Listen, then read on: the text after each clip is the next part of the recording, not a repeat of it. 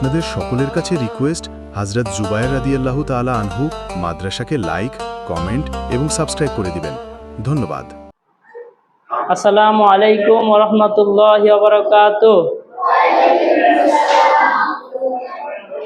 সবাই ভালো আছেন? আলহামদুলিল্লাহ ভালো আছি।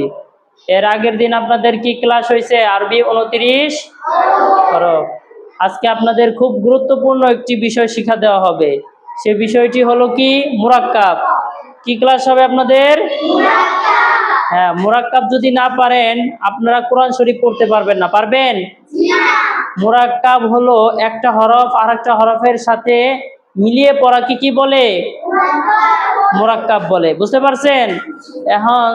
এখন যদি আপনারা একটা হরফ আর একটা হরফের সাথে না মিলাতে পারেন, না বুঝেন, তাহলে কি কোরআন শরীফ পড়তে পারবেন? হ্যাঁ, তো চলেন আজকে আপনাদের কি শিখাবো? হ্যাঁ, বলেন মুরাক্কাব। ডানের হরফকে বামের হরফের সঙ্গে মিলাইয়া লিখাকে বলে।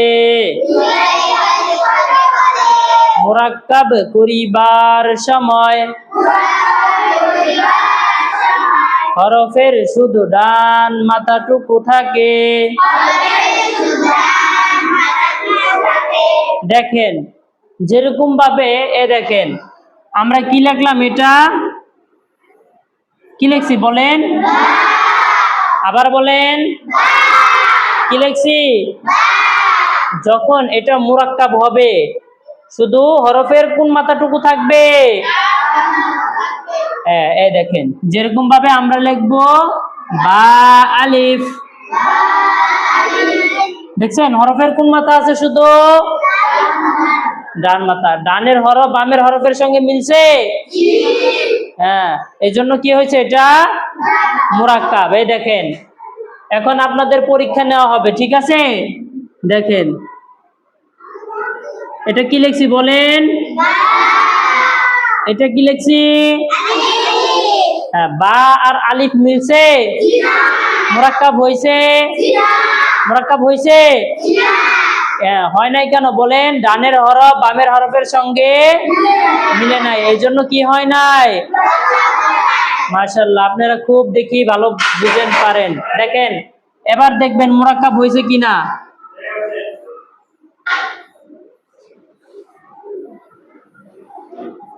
বলেন মুরাক্কাব হয়েছে? কি লিখছি বলেন? বাসিন। কেননা ডানের হরফ বামের হরফের সঙ্গে কি হয়েছে? মিলিত হয়েছে, এই জন্য কি হয়েছে? এটা মুরাক্কাব। ঠিক আছে, বুঝা আসছে? বলেন মুরাক্কাব ডানের হরফকে বামের হরফের সঙ্গে মিলাইয়া পড়াকে বলে। মুরাক্কাব করিবার সময়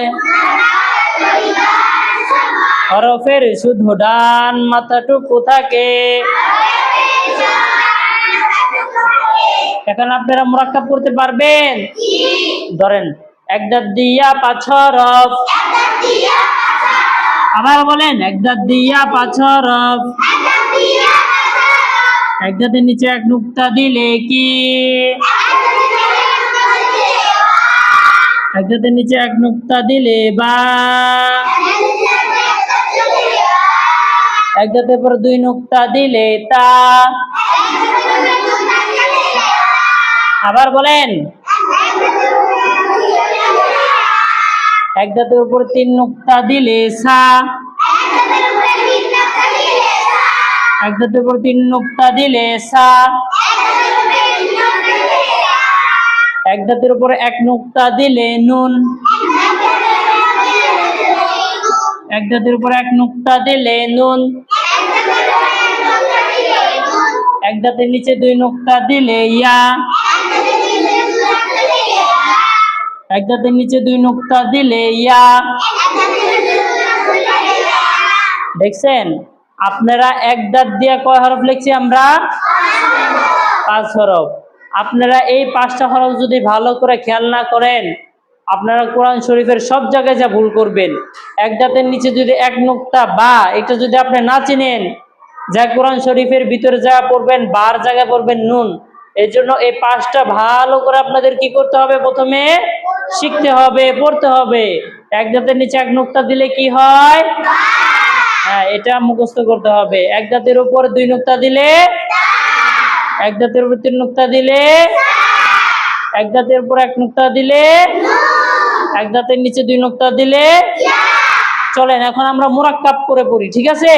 দেখেন সবাই ব্ল্যাকবোর্ডের দিকে তাকান, দেখেন বলেন কি লিখছি? বা আলিফ। বলেন কি লিখছি? মাশাআল্লাহ। এবার বলেন সা আলিফ। হ্যাঁ, বলেন কি লিখছি? এবার বলেন মাশাআল্লাহ। পারছেন আপনারা? দেখেন এখন এইটা যে হরফের সঙ্গে মিলাবেন সে হরফের শুধু শুরুটা খেয়াল করবেন, নুক্তা কোথায় আছে। যেরকম ভাবে আমরা দেখেন এবার লিখবো বা সিন। কি লিখবো? হ্যাঁ, দেখেন কি খেয়াল করতে হবে আপনাদের, এক দাঁতের নিচে কি আছে? হ্যাঁ, কয় নুক্তা আছে? এক নুক্তা। এজন্য কি হয়েছে? বা। এক দাঁতের নিচে যদি আমরা এখন দুই নুক্তা দিই তাহলে কি হবে বলেন? মাশাআল্লাহ। দেখেন আমরা নিচের দুইটাই নুক্তা মুছলাম, দুইটা নুক্তা মুছে উপর এক নুক্তা দিলাম, এখন কি হলো বলেন? মাশাআল্লাহ। এখন দেখেন নুনের পাশে আরেকটা নুক্তা দিলাম, এখন কি হলো বলেন? মাশাআল্লাহ। দেখেন এখন তার দুই নুক্তার উপরে আরেকটা এক নুক্তা দিলাম, এখন কি হইলো? দেখছেন একদম সোজা না? দেখেন এরপরে আমরা লিখবো হলো, এই দেখেন নুন বা, নুন। দেখেন বলেন তো কি হয়েছে এবার? মাশাআল্লাহ। এখন বলেন মাশাআল্লাহ। এবার বলেন মাশাআল্লাহ। দেখছেন সোজা একদম। তারপরে এখন আমরা লিখবো হলো ইয়া সদ। ইয়া, এই দেখেন ইয়া লিখলাম, এই দেখেন সদ। ইয়া, ইয়া। মাশাআল্লাহ। দেখেন ইয়ার নিচ থেকে যদি আমরা একটা নুক্তা মুছে দেই তাহলে কি হবে বলেন? হ্যাঁ, সদের উপর এক নুক্তা দিলে। মাশাআল্লাহ। দেখেন নিচের থেকে যদি আমরা এক নুক্তা মুছে দেই, নিচের থেকে এক নুক্তা মুছে দিয়ে যদি উপরে দুই নুক্তা দেই তাহলে কি হবে? হ্যাঁ, এখন তার উপর যদি আরেকটা নুক্তা দেই তাহলে কি হবে বলেন? মাশাআল্লাহ। আপনারা বুঝতেছেন? হ্যাঁ, সোজা না একদম? তারপরে দেখেন আমরা যদি লিখবো এখন নুন লাম আলিফ। নুন, দেখেন এখন কি হয়েছে বলেন?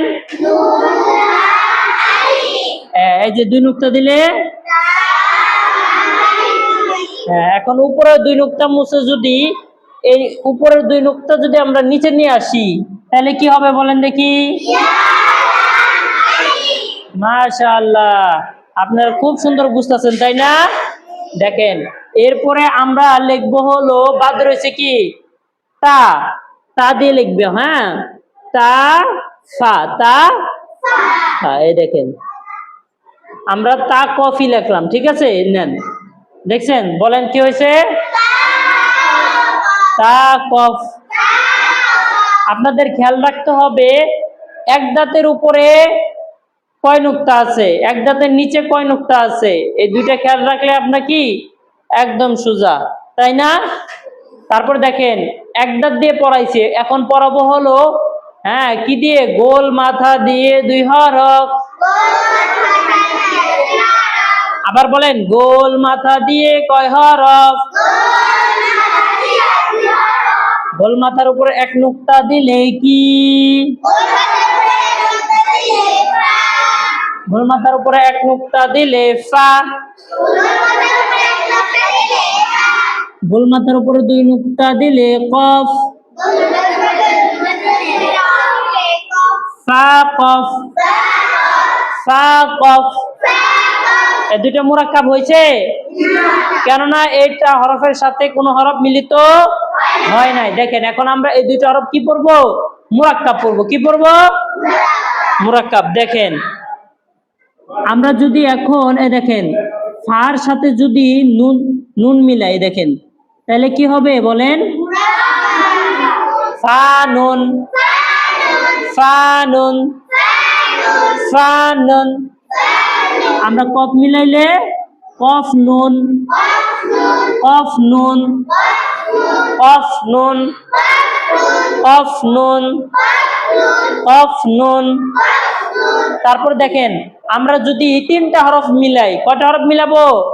তিনটা। দেখেন ফা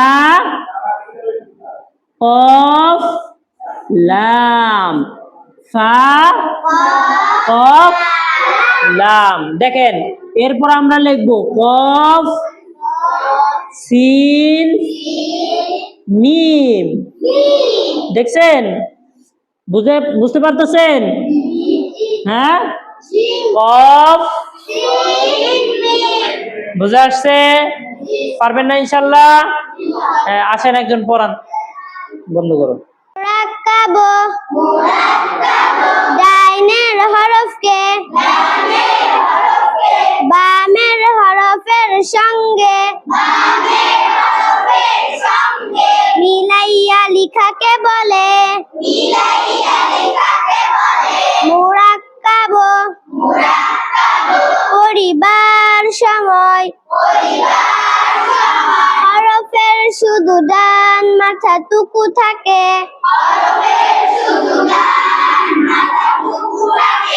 এক দাঁত দিয়ে 5 হরফ, এক দাঁতের নিচে 1 নুক্তা দিলে বা, এক দাঁতের উপরে 2 নুক্তা দিলে তা, এক দাঁতের উপরে 3 নুক্তা দিলে সা, এক দাঁতের উপরে 1 নুক্তা দিলে নুন, এক দাঁতের নিচে 2 নুক্তা দিলে ইয়া। বা আলিফ, তা আলিফ, সা আলিফ, নুন আলিফ, ইয়া আলিফ, সা সিন, সা বা, সা দাদ, ইয়া লাম আলিফ, তা কফ। গোল মাথা দিয়া 2 হরফ, গোল মাথার উপরে 1 নুক্তা দিলে ফা, গোল মাথার উপরে 2 নুক্তা দিলে কফ। ফা নুন, কফ নুন, ফা কফ লাম, কফ সিন